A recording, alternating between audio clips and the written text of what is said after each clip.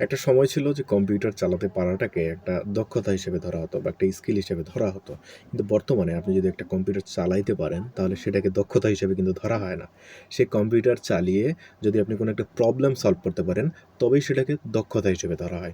ঠিক তেমনিভাবে যদি আপনি ধরেন গল্প করতে পারেন, খুবই ভালো আপনি গল্প করেন। মানুষের সাথে গল্প করলে মানুষ আপনাকে পছন্দ করে, মানুষ আপনার গল্প খুব মন দিয়ে শোনে, সেটাও কিন্তু কোনো একটা দক্ষতা না।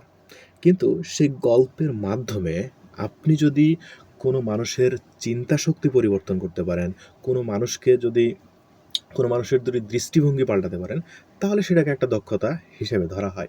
ঠিক তেমনিভাবে ধরুন আমি একজন ডিজিটাল মার্কেটার। আমি যদি কোনো প্রোডাক্ট বা কোনো সার্ভিসকে অনলাইনে নিয়ে আসি বা অনলাইনে ভিজুয়াল করাই যে আমি সেই প্রোডাক্ট বা সার্ভিসকে নিয়ে আসলাম অনলাইনে, মানুষ সেটাকে দেখছে। সেটা কিন্তু ডিজিটাল মার্কেটারের দক্ষতা না। যে কেউ এটা নিয়ে আসতে পারে।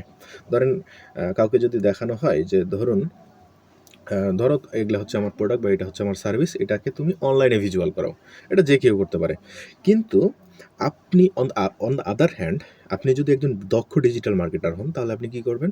আপনি সেই প্রোডাক্ট বা সেই সার্ভিসকে একটা গল্প আকারে রূপান্তর করবেন।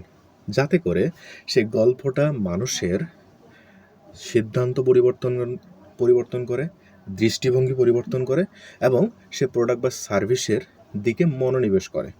দেন সেটা এঙ্গেজ হয় এবং মানুষ সে প্রোডাক্ট বা সার্ভিস নেয়।